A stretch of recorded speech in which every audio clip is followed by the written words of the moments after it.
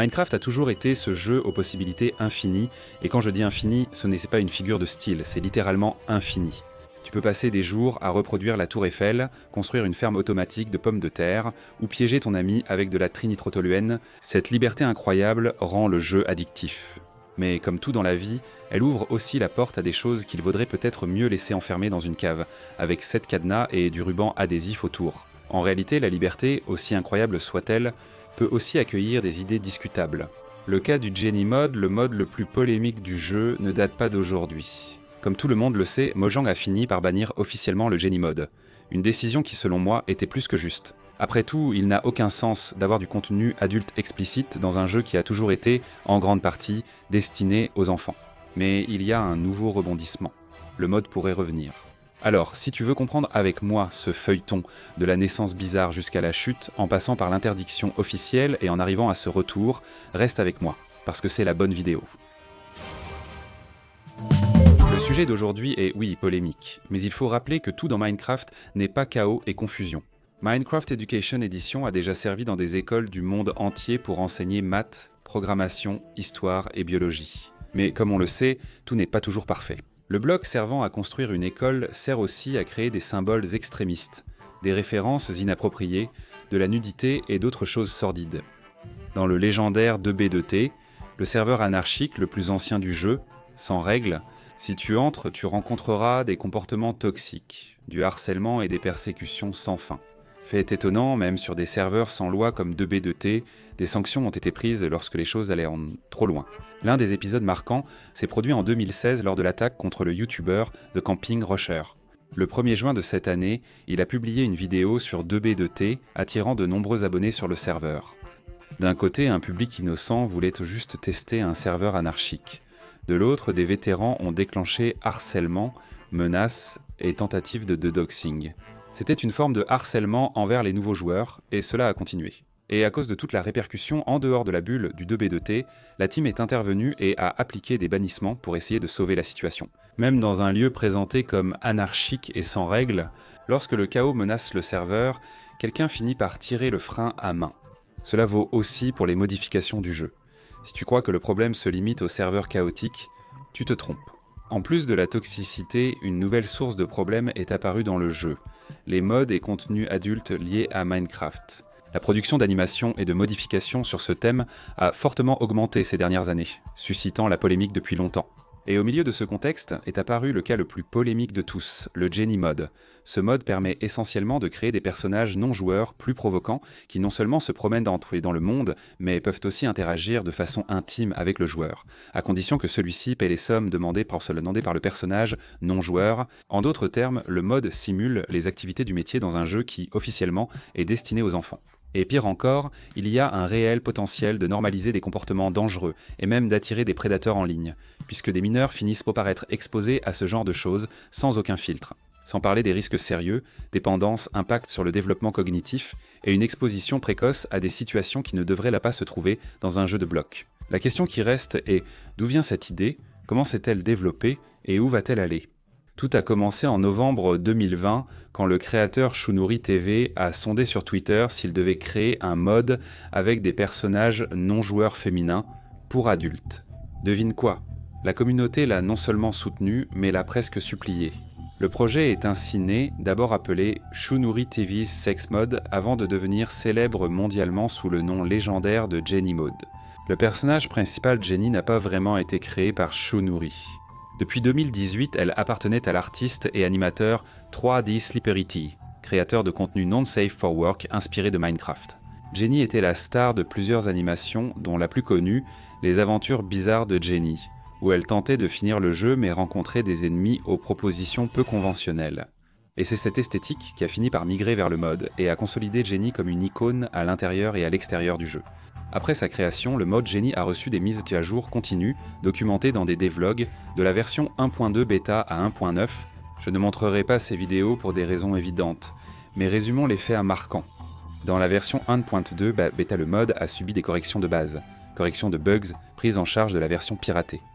Donc si tu as appris en étant pauvre, tu auras aussi droit à la polémique. Le mode possède aussi ses propres constructions, réparties sur la carte comme des villages alternatifs, en plus de l'ajustement de leur génération. Le vrai atout, ce sont les nouveautés, comme l'arrivée de la personnage non-joueur gothique Ellie. Et contrairement à Jenny, elle a un comportement dominateur, qui emmène littéralement le joueur au lit de sa propre initiative. Elle figurait surtout dans les constructions mode principalement en forêt de taïga. Les gars ont aussi mis la potion de libido, même si ce n'est pas son vrai nom, mais l'effet est simple si on la boit. Avec Jenny, elle faisait tout gratuitement, alors qu'avec Ellie, elle te parlait tout de suite. En plus de ça, certaines variantes de slime, beaucoup plus voluptueuses qu'elles ne devraient en l'être, étaient aussi présentes dans le mode. J'ai ajouté la file slime, sans réussir à interagir avec elle. Je ne sais pas si c'est buggé ou si elle n'a pas d'animation. Et pour compléter le tout, Shnouri TV a annoncé qu'il développait de nouvelles poses pour Jenny et Ellie. Je ne vais pas entrer dans les détails, car je veux garder la monétisation intacte. Si vous voyez des pubs sur cette vidéo, c'est que j'ai gagné. Déjà dans la version 1.3 bêta, le mode a reçu un système de compagnonnage. Les personnages non joueurs ont commencé à suivre le joueur jusqu'à sa propre maison, en plus d'attaquer les monstres OX ou toute créature que le joueur désignait. Elles pouvaient même monter à cheval. C'est là que tu réalises, GoToWoodies, que le développeur pourtant très compétent a utilisé ses compétences à mauvais escient. Il aurait pu investir ses efforts dans des travaux plus respectables et appropriés, mais non, avec de grands pouvoirs viennent de grandes responsabilités et il les a utilisés pour le mal. On peut modifier le dialogue et le skin. D'ailleurs, il y a cette option ici qui me semble être pour ceux qui comprennent les commandes. Oui, ici tu peux vraiment ajouter des commandes et même mettre des titres dans les options. En version 1.4, le mode a beaucoup évolué avec l'ajout de 3 nouveaux personnages non joueurs. La Bia Urson Kaline apparaissait dans des maisons accueillantes en forêt. Lélie, un génie qui ne se montrerait que si vous trouviez une lampe. Et les filles abeilles qui volaient l'eau partout avec leurs propres interactions. Ironiquement, les abeilles transportaient aussi des coffres pour vous, devenant presque des sugars ambulants. Autrement dit, Shnouri TV avait aussi des idées créatives et originales, mais il choisissait d'utiliser ce pouvoir de la manière la plus tordue possible. Déjà dans la version 1.5.1, la folie est passée au multijoueur. C'est ça, maintenant, la potion de libido ne fonctionnait pas seulement sur les personnages non joueurs, mais elle permettait aussi de prendre la forme de l'un des personnages. Résultat, un autre joueur pouvait entre guillemets interagir. Oui, c'est exactement ce que tu crois, et ce n'est pas moins étrange avec le contexte. Puis la version On 6 a introduit Luna, une fille chatte. Si jusque-là il semblait que le mode avait déjà dépassé les limites, cette version a réussi à aller encore plus loin. Luna apparaissait dans des bateaux spéciaux ajoutés lors de la mise à jour, avec quelques mécaniques intéressantes. Elle pêchait seule et rejetait tout, sauf les poissons, ce qui servait de farming automatique. Elle effrayait aussi les creepers, qui fuient devant les oslos. De bonnes idées, mais une très mauvaise mise en œuvre. Enfin, la version 1.9.0 a été la plus grande mise à jour de l'histoire du Jenny Mode. Elle a apporté un menu de création de personnages, permettant de personnaliser les personnages non joueurs de différentes manières, en plus d'améliorations graphiques avec des ajustements d'éclairage qui rappelaient un mini shader. C'était l'apogée technique du mode. Des systèmes de personnalisation avancés et des ressources visuelles impressionnant même les joueurs les plus sceptiques. En passant en mode survie, nous avons pu avoir des interactions plus intéressantes. Au secours. Dans la deuxième option, nous avons... qui fait, elle redevient comme à sa naissance. Il faut rappeler que le premier devlog du Jenny Mode a été publié sur YouTube. Oui, le gars, on a vraiment pensé que c'était une bonne idée de publier ce genre de contenu sur la plateforme la plus populaire du monde. Et, évidemment, la vidéo a été supprimée peu de temps après, mais à ce moment-là, les dégâts s'étaient déjà faits. La notoriété de Modé a explosé en raison de sa controverse. Le mode Jenny a tellement grandi qu'il en est arrivé à avoir un code représentant 10% de la taille du code de Minecraft lui-même, ce qui montre le niveau de dévouement ou d'obsession derrière le projet. Il est rapidement devenu célèbre dans le monde entier, circulant sur des forums, communautés et chez de grands créateurs de contenu. Même iShowSpeed, célèbre streamer, a testé le mode en direct. Oh mon Dieu!